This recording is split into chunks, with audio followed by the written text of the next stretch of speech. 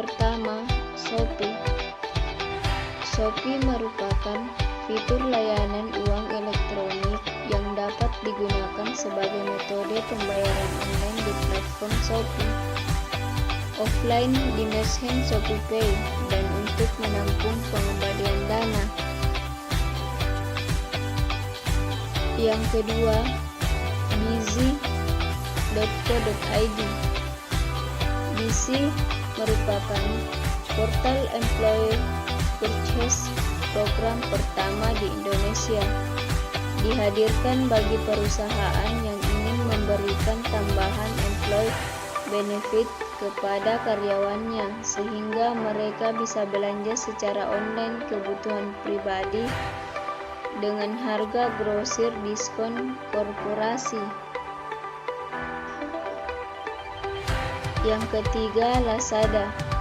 Lazada adalah pusat belanja online yang menawarkan berbagai macam produk dimulai dari elektronik, buku, fashion, mainan anak, peralatan bayi, perlengkapan traveling, dan olahraga.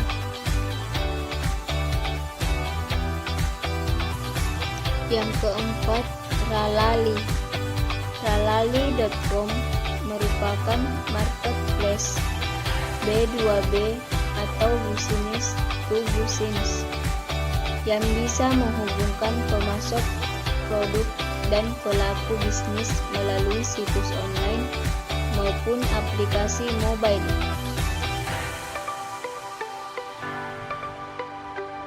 Yang kelima, Tiket.com.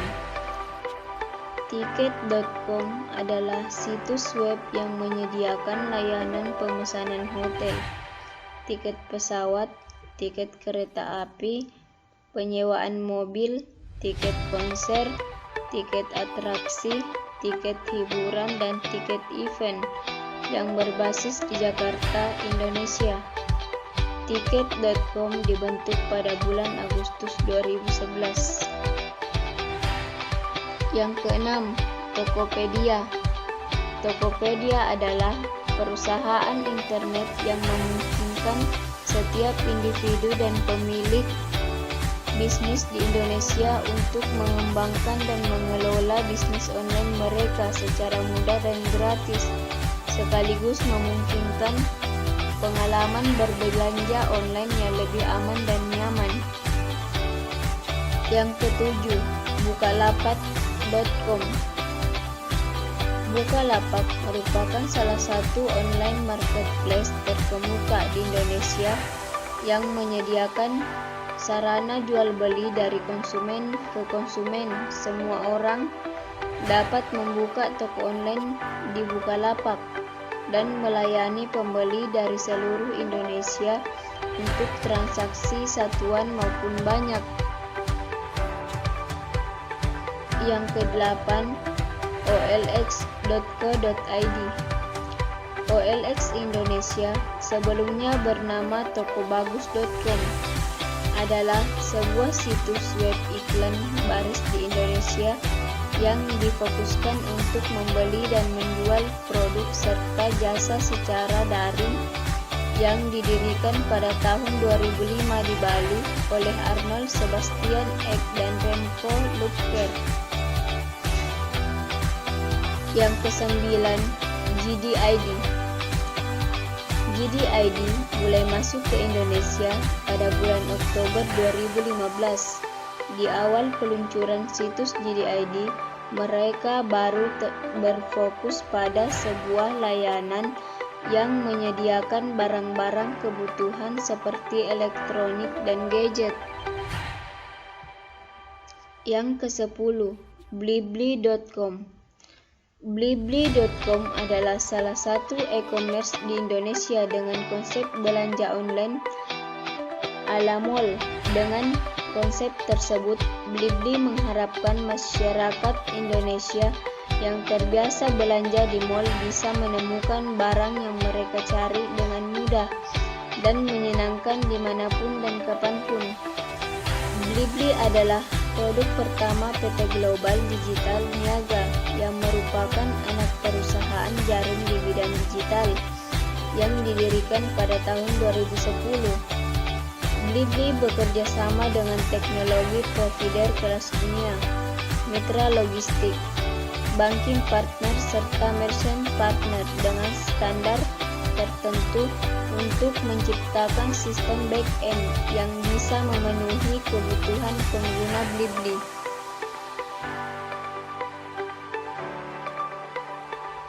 Pertama, Trinity Traveler. Trinity adalah penulis buku travel, The Naked Traveler. Trinity adalah pelopor travel blog di Indonesia yang terkenal dengan tulisan pengalaman perjalanan nekatnya yang penuh humor. Seumur hidupnya, Trinity telah mengunjungi hampir semua provinsi di Indonesia dan lebih dari 85 negara di dunia, dengan prinsip hidup bahwa uang lebih baik dihabiskan untuk traveling dibandingkan hal-hal material. Yang kedua, Anak Jajan. Anak Jajan, salah satu food blogger yang cukup terkenal di Indonesia, adalah Anak Jajan. Blog ini dikelola oleh pasangan Julia Veronica dan Marius Jenderasa. Blog ini berisi review tentang makanan dan restoran. Yang ketiga, alodokter.com. Alodokter adalah website kesehatan yang menyediakan informasi seputar penyakit, obat, hidup sehat, dan keluarga. Yang menarik dari website ini adalah hampir semua tulisan yang mereka posting sudah direview oleh dokter. Nama dokternya tertera di bawah tulisan biasanya. Hal ini menjadikan Alodokter menjadi website yang reliable untuk mencari info seputar kesehatan. Yang keempat, Nickar.blog. Nickar.blog, salah satu blog otomotif yang bagus adalah Nickar.blog. Blog milik Nick Crosson ini kebanyakan berisi artikel tentang mobil Audi. Ia juga berbagi tips memilih mobil dan pengalaman modifikasi beberapa mobil. Yang kelima, Robby Leonardi. Robby Leonardi adalah seorang ilustratif desainer yang memanfaatkan website pribadinya sebagai resume dan portofolio dengan cara yang kreatif. Pengunjung websitenya bisa melihat resume dan portofolio Robby melalui game simple di websitenya.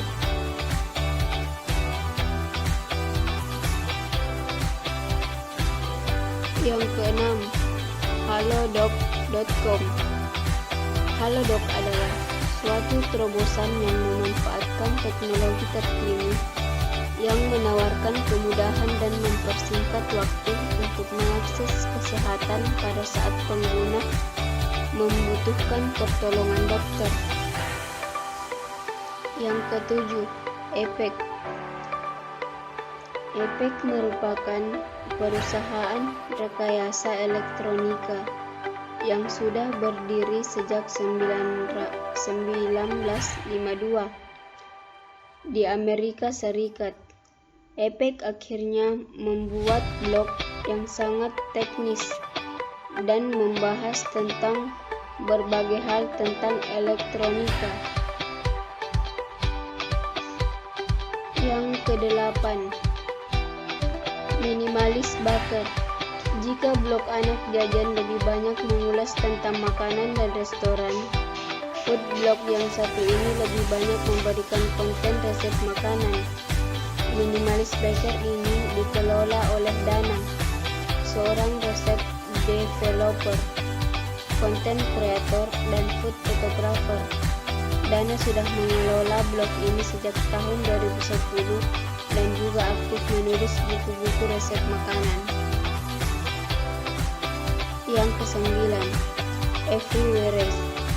Everywhere bisa menjadi salah satu contoh blogger sumber inspirasi Anda.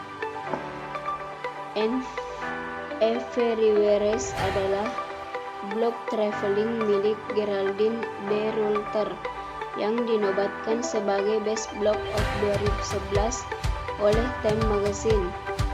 Blognya kebanyakan berisi kisah-kisah perjalanan ke berbagai belahan dunia bersama suaminya. Ia juga menerbitkan buku berdasarkan kisah perjalanannya dengan judul All of the Place.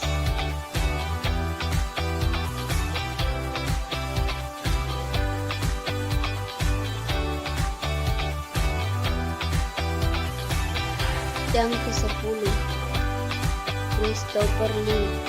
Para graphic designer biasanya memamerkan karyanya di situs Dribbble. Selain Dribbble, graphic designer juga bisa memamerkan karya-karyanya di website pribadinya, seperti yang dilakukan oleh Christopher Lee. Christopher Lee memamerkan karya-karya profesionalnya di website pribadinya, dari desain untuk Wendy's, Landcorp, Honda Kanada, dan Nickelodeon.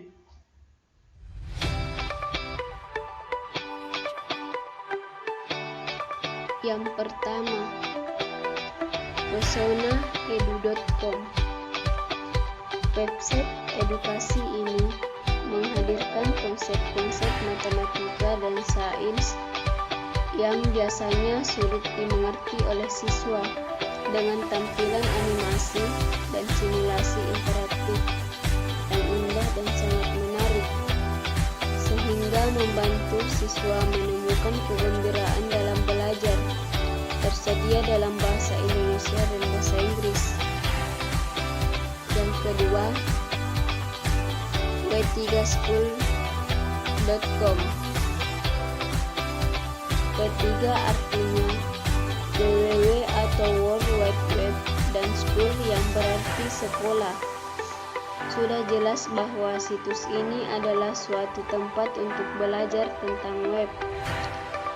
Di w3school.com kita bisa belajar berbagai jenis bahasa pemrograman yang dibutuhkan untuk membangun sebuah website, mulai yang paling dasar HTML, CSS, PHP, JavaScript, sampai berbagai bahasa pemrograman lain. Tidak cuma mempelajari, namun kita juga bisa langsung mempraktekkan ilmu yang kita dapat di sana dengan menekan tombol Try It Yourself di setiap akhir ulasan. Yang ketiga, Edukasi Kemdikbud. Aplikasi belajar online Kemdikbud. Edukasi merupakan portal aplikasi belajar online yang bisa digunakan melalui perangkat mobile. Edukasi dikembangkan oleh Kemdikbud dan merupakan hasil karya aplikasi guru-guru inovatif dari seluruh Indonesia.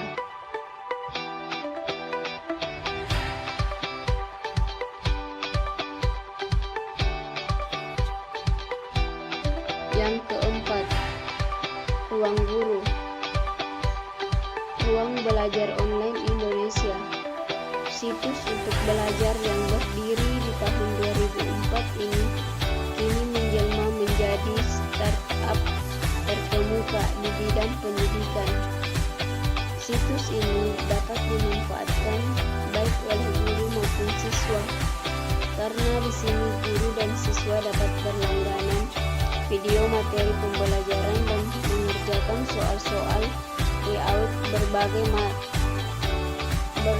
mata pelajaran, membentuk suatu kelompok belajar di dunia maya, dan masih banyak lagi yang lainnya.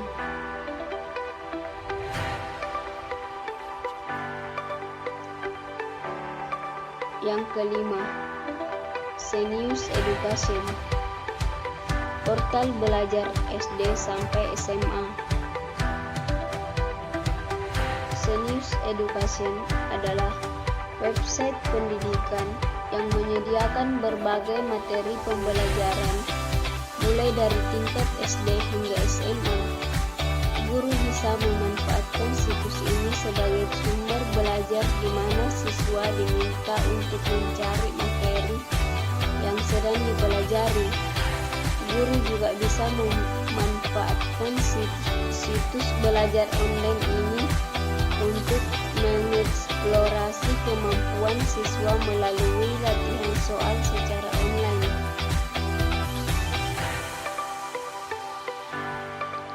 Yang keenam, Wikipedia. Website pendidikan ragam ensiklopedia. Wikipedia merupakan salah satu website pendidikan terbesar di dunia yang menyajikan berbagai ulasan materi berdasarkan kata pencarian. Banyak hal yang bisa kita temukan, mulai dari definisi kata, ensiklopedia sejarah, penjabaran sains, biografi tokoh, profil negara, pengetahuan tentang budaya dunia, dan lain sebagainya.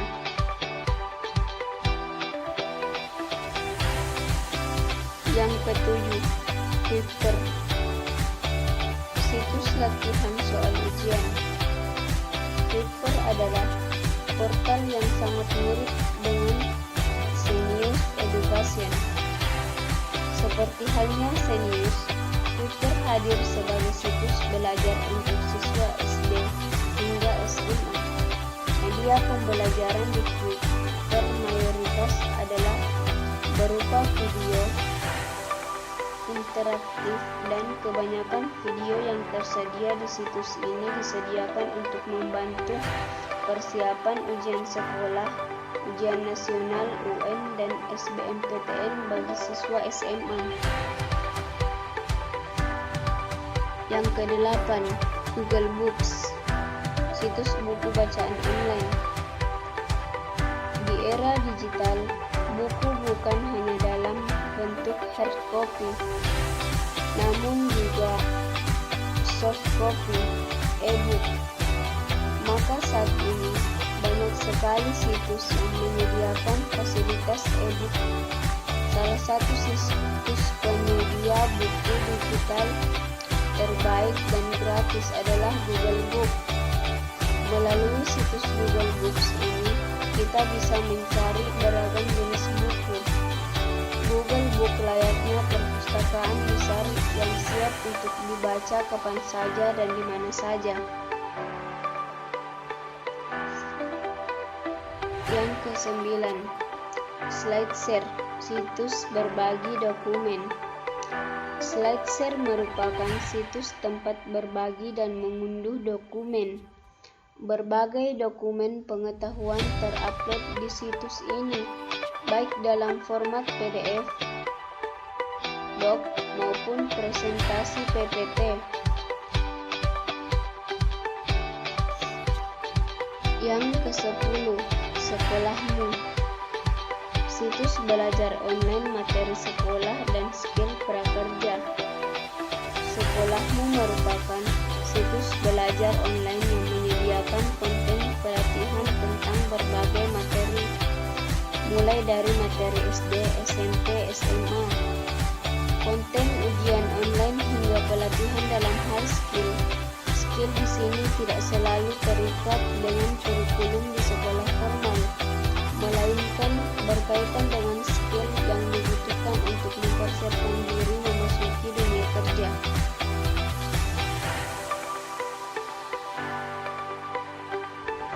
Pertama, detik.com.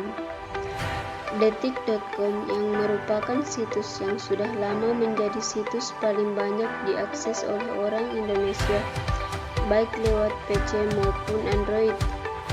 Website detik.com didirikan pada tanggal 9 Juli 1998 oleh Budiono Darsono, ex-wartawan Detik, Yayan Sopyan, ex-wartawan Detik, dan sekarang Detik menjadi dikenal masyarakat luas karena berisi berita lengkap tentang olahraga, politik, ekonomi, riset, teknologi, dan lain-lainnya.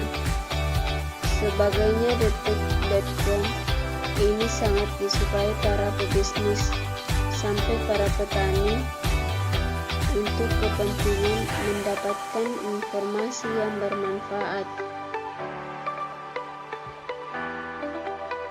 Yang kedua, Kompas.com. Kompas.com adalah sebuah portal web yang berisi berita dan artikel daring di Indonesia. Kompas.com merupakan salah satu situs berita terpopuler di Indonesia. Berbeda dari situs-situs berita berbahasa Indonesia lainnya, Kompas.com hanya mempunyai edisi daring dan menggantungkan pendapatan dari bidang iklan. Meskipun begitu, Kompas.com merupakan yang terdepan dalam hal berita-berita baru atau breaking news. Sejak tahun 1995, Kompas.com menjadi bagian dari Kompas Gramedia.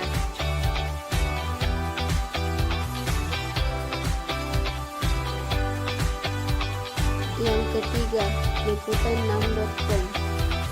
Liputan 6 ini bisa kalian akses untuk mencari artikel-artikel terbaik serta aktual dan juga terpercaya tentang peristiwa-peristiwa yang sedang terjadi di Indonesia seperti politik, olahraga, media sosial, kriminal, dan lain sebagainya.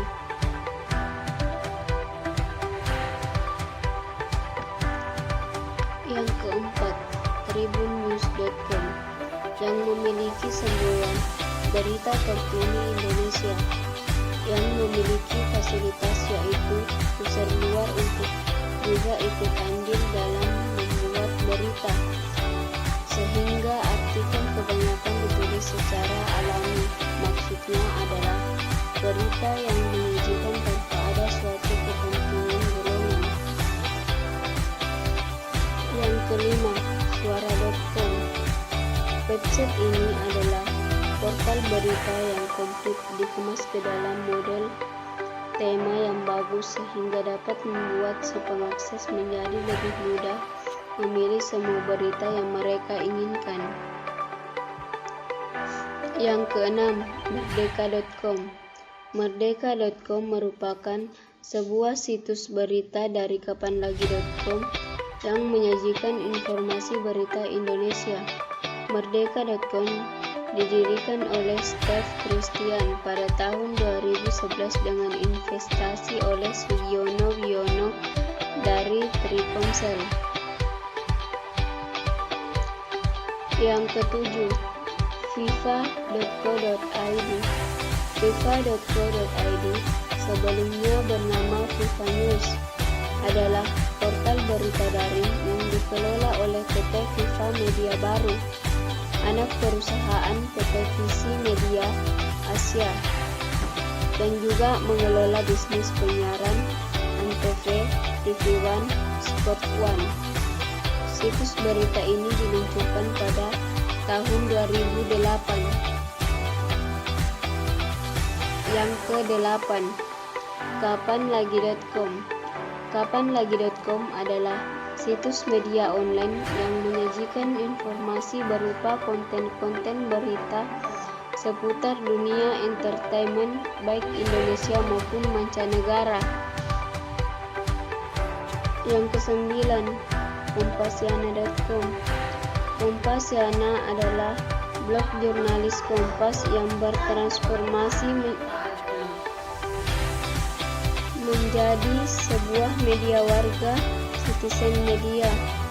Jadi, sobat bisa lebih bebas menyampaikan pendapat dan gagasan serta menyalurkan aspirasi lewat tulisan, gambar ataupun rekaman audio atau video.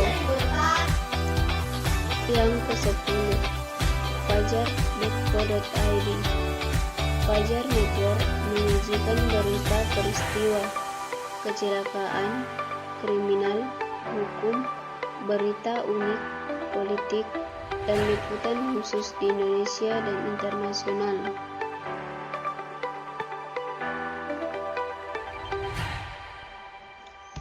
Pertama, Kaskus. Kaskus merupakan forum komunitas dunia maya nomor 1 di Indonesia.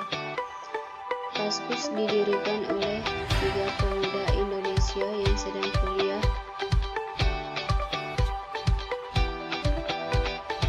di Seattle, Amerika Serikat, antara lain Andrew Darwish, Ronald Stefanus, dan Budi Darmawan.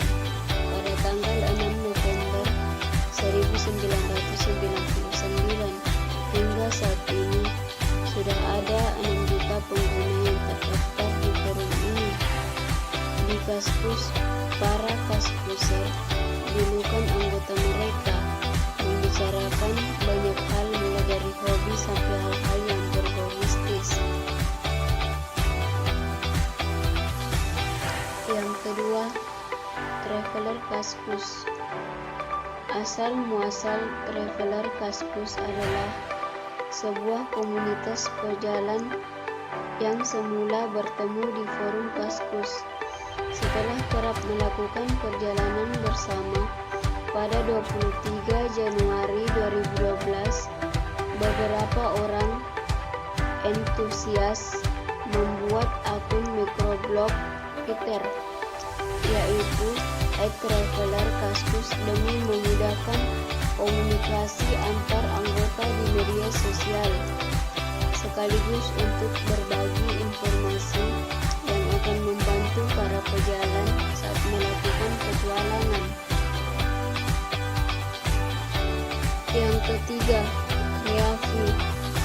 Kreafi adalah situs web tempat komunitas maya pekerjaan kreatif Indonesia, khususnya di bidang visual, untuk berjejaring membuat galeri dan memamerkan karyanya, seperti ilustrasi, gambar, desain, foto, animasi, dan video.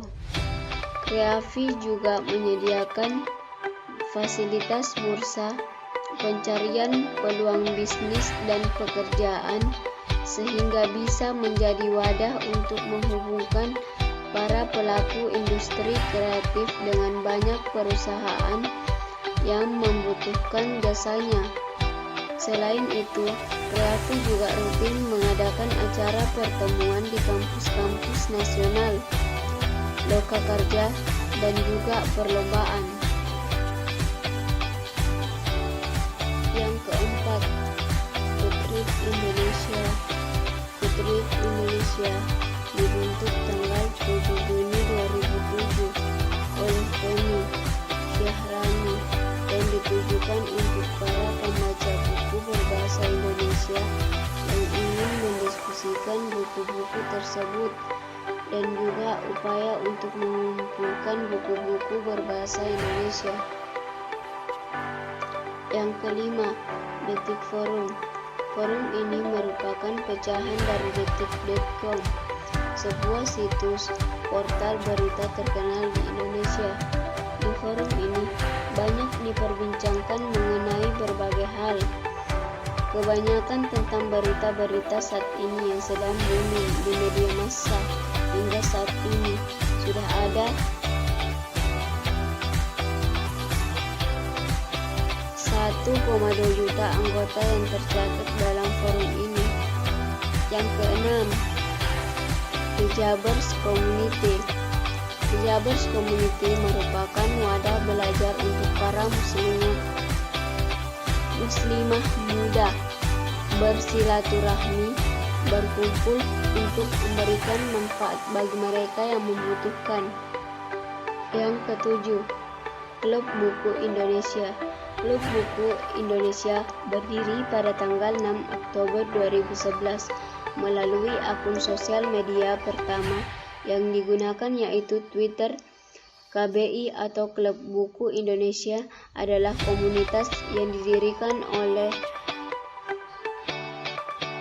dan untuk menaungi seluruh pembaca buku, juga untuk menularkan kebiasaan baik membaca buku dengan tujuan berbagi untuk hal-hal mengenai dunia perbukuan. Yang ke-8, Female Daily. Female Daily merupakan salah satu startup yang berangkat dari hobi blogging yang dilakukan Hanifah Ambadar dan Afi Assegaf. Female Daily mulanya adalah sebuah blog pribadi dengan konten fashion dan kecantikan yang dikelola oleh Hanifah. Setelah memutuskan untuk menjadi lebih fokus pada tahun 2009, Hanifah dan Afi mengubah Female Daily menjadi tidak hanya membahas fashion dan kecantikan saja, melainkan juga merambah topik lainnya yang masih terkait dunia wanita termasuk shopping, parenting, anak-anak, dan keluarga. Yang ke-9, Tangan di Atas atau TDA. Komunitas yang satu ini cenderung bergerak di dunia sosial urbaners. Komunitas Tangan di Atas berkomitmen untuk membentuk pengusaha-pengusaha tangguh yang sukses dengan kontribusi positif bagi kehidupan sekitar. Dibentuk pada bulan Januari 2006, hingga tahun 2014 lalu sudah ada 15.000 anggota yang tergabung dengan 5.000 diantaranya merupakan member terdaftar. Komunitas ini bahkan punya beberapa cabang di 5 negara, Malaysia, Singapura, Hong Kong, Mesir, dan Australia. Yang ke-10, Aci Detik. Program Aci, Aku Cinta Indonesia, yang diselenggarakan oleh portal berita detik.com. Seperti menjadi case di tengah kekeringan negara kita. Oleh karena itulah kontes yang dimulai sejak akhir Juli 2010 ini menawarkan program nyata untuk membuat masyarakat Indonesia semakin bangga menyuarakan dengan lantang semangat Aku Cinta Indonesia. Yang pertama, e-portfolio. Sesuai namanya, template ini khusus diciptakan untuk membangun portofolio online. E-portfolio adalah template web portfolio yang populer. Yang kedua, Robby Leonardi. Robby Leonardi adalah desainer yang berbasis di New York City. Dia mengkhususkan diri dalam bidang ilustrasi, desain grafis, animasi, dan web desain. Website portofolionya ini sangat atraktif, seperti seolah-olah kita sedang bermain game Super Mario. Yang ketiga, John Mayer. Desain indah, minimalis, dan mudah dinavigasi menjadikan portofolio dari John Mayer ini menarik untuk dilihat. Yang keempat, Hyap. Hyap adalah desainer freelance full-time. Dia belajar secara otodidak, membaca dan mendapatkan pengalaman bekerja sebagai desainer grafis. Portofolio ini cukup menarik, dibuat dengan skema warna yang indah.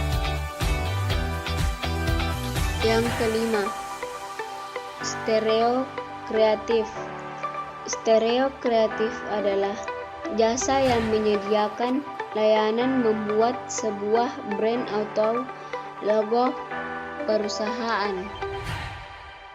Yang keenam, Fieldwork.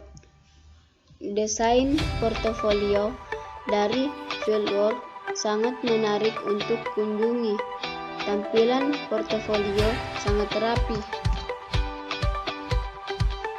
Yang ketujuh, Jeremy Saleh. Jeremy Saleh adalah seorang desainer grafis Perancis. Dia ahli membuat ikon-ikon yang indah. Yang kedelapan, Mark Thomas. Portofolio ini dibuat oleh desainer Mark Thomas yang menggunakan tema background tipografi.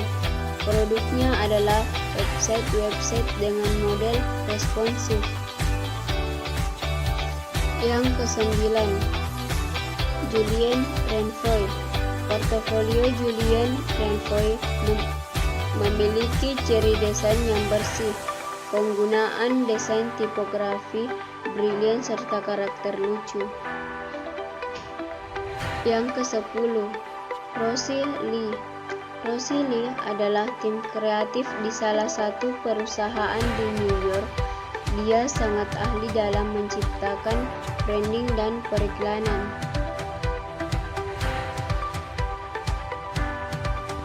Di video kali ini, saya akan membuat langkah-langkah mengecek domain name yang akan saya gunakan. Pertama-tama, kita masukkan link.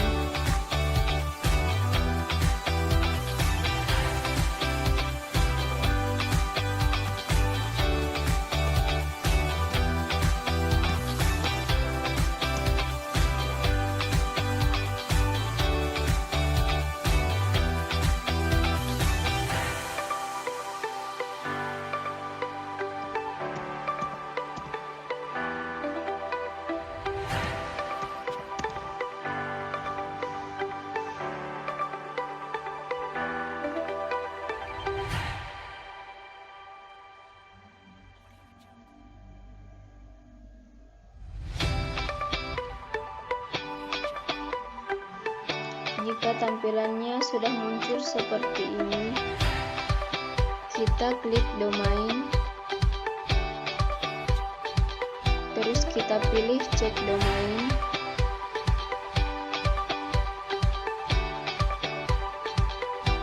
Kita ketik nama domain di sini. Saya akan mengetik nama saya sendiri.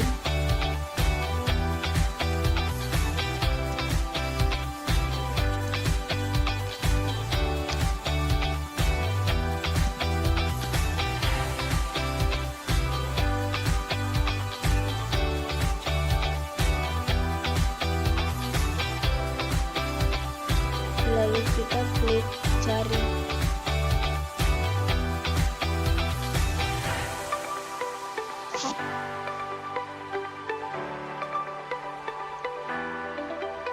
Maka akan muncul seperti ini. Domain Hairunisa telah tersedia.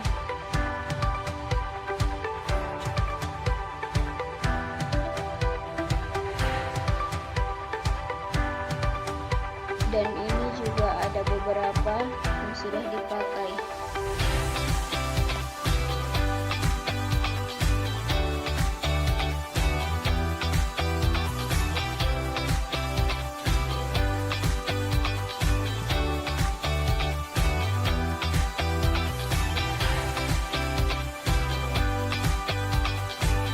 Pertama, jagoan hosting.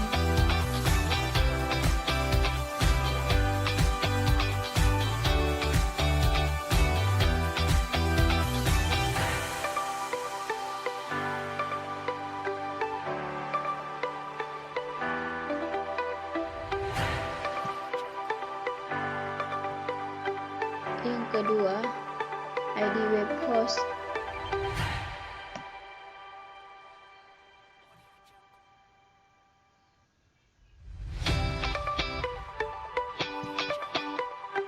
Yang ketiga, keyword.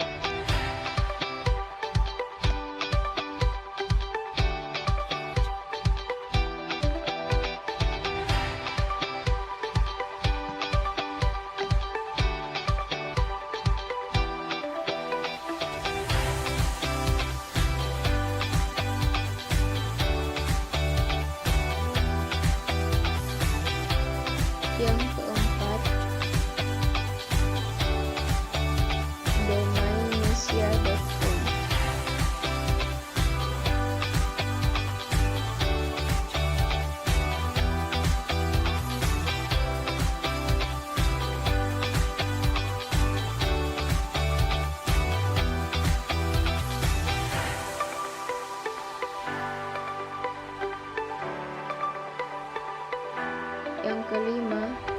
Niaga Hoster.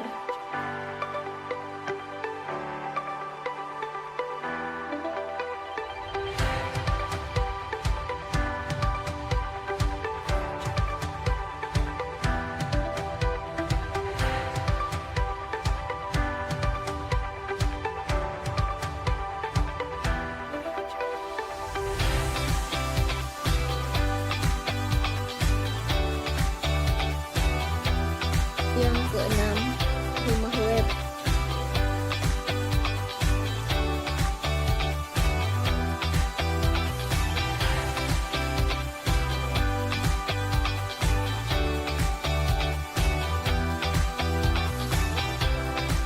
Yang ketujuh, master web.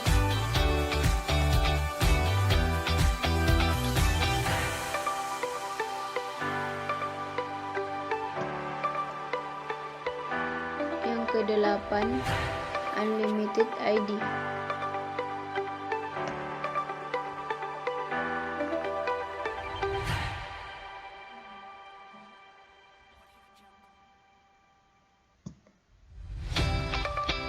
Yang kesembilan, Indo website.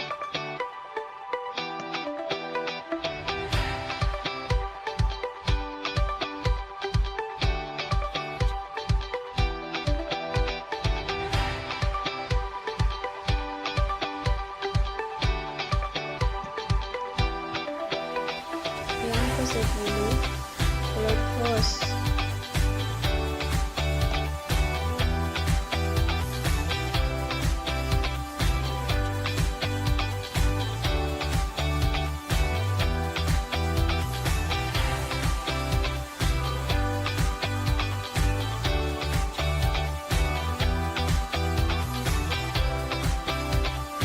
Perbedaan WordPress dan Joomla. WordPress diluncurkan pada Mei 2003. WordPress adalah CMS yang digunakan lebih dari 24 juta situs. Oleh karena itu, platform ini menguasai 61,4% pangsa pasar CMS.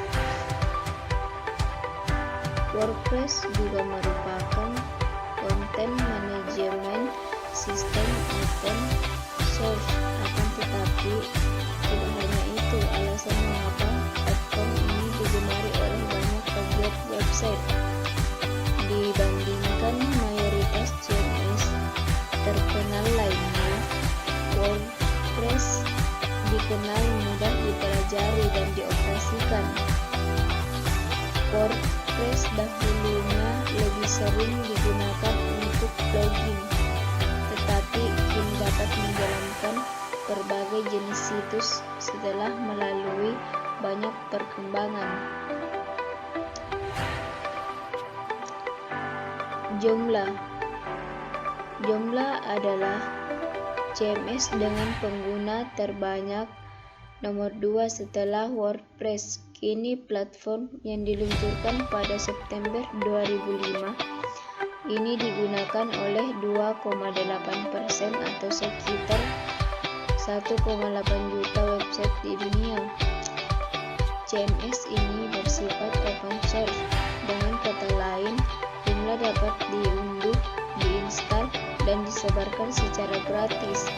Pada awalnya, Joomla banyak digunakan oleh situs-situs yang memiliki sistem keanggotaan. Akan tetapi, sekarang berbagai macam website bisa diciptakan dengan platform ini. Menurut saya, yang lebih baik digunakan yaitu WordPress. Untuk para pengguna pemula yang belum paham mengenai pengembangan web, berkat kemudahannya, Anda dapat membuat situs kecil yang tidak membutuhkan fungsionalitas tambahan. Sebaliknya, Joomla merupakan pilihan yang pas bagi pengguna yang telah berpengalaman di pengembangan web. Joomla menawarkan banyak sekali fitur menarik jika dibandingkan dengan WordPress. Namun, bukan berarti bahwa Joomla sulit untuk dipelajari, kecuali jika Anda sudah berpengalaman dalam mengelola platform serupa.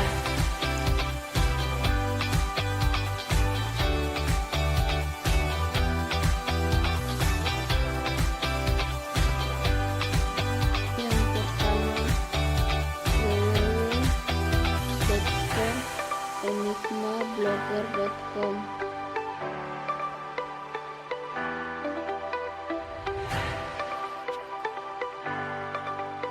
Yang kedua, sulawesiexpress.com. Yang ketiga, www.businessdictionary.com. Yang keempat, remi.com. Yang kelima, creavi.com. Yang keenam, jackonline.asia. Yang ketujuh, www.openoffice.org. Yang kedelapan, www.kaskus.us. Yang kesembilan, www.sumarconmolserpon.com. Yang kesepuluh, www.background.com.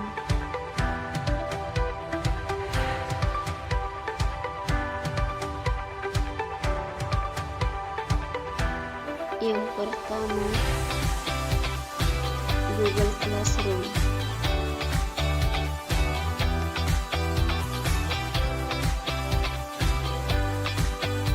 Yang kedua, YouTube.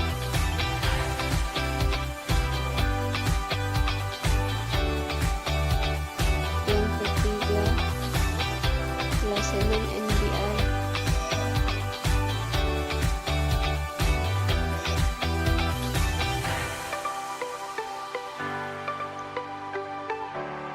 Yang keempat, Makassar Kita.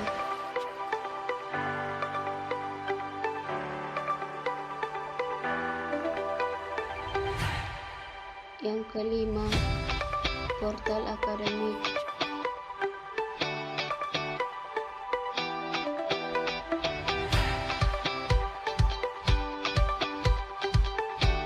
Yang keenam, Instagram.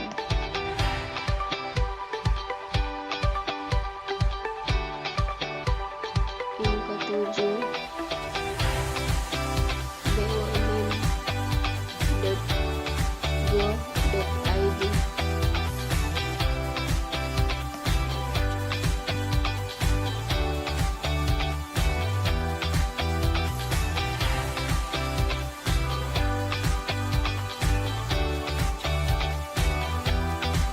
Yang kedelapan, Facebook.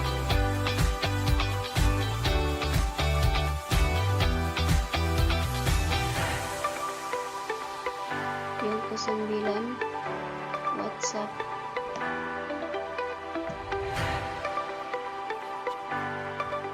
Yang kesepuluh, Kartu Prakerja.